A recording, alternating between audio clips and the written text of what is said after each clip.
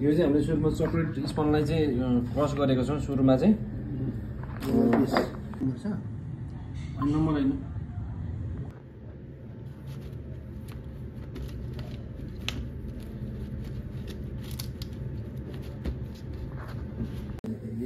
यो चाहिँ हाम्रो चकलेट ग्यानेज र चकलेट स्पन चाहिँ हामीले बेलेर सँगै बनाउनुपर्छ है अन्डाको पहिलो भाग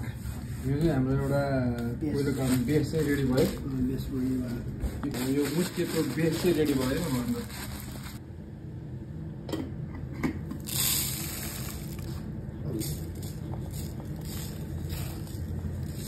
यो चाहिँ हाम्रो 80 ग्राम चिनी र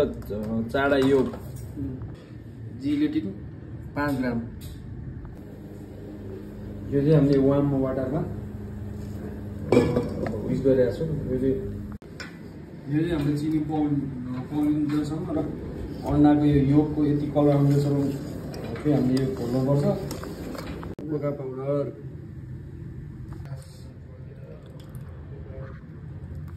चकलेट ग्यानेज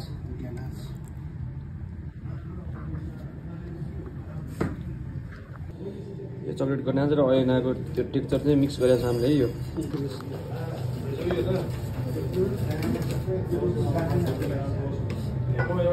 ल्याउनु पर्यो तपाईँसँग त्यो रडेसमा चुला छ नि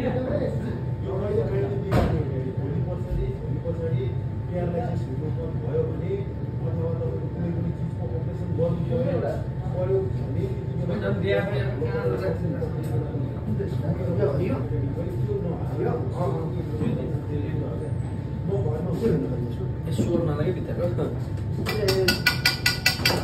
निकाल्नै बाँकी छ त्यो क्रिम पनि हाल्यो कति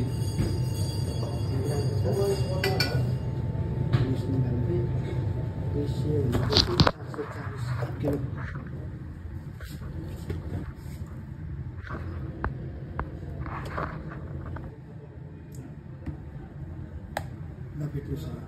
450 480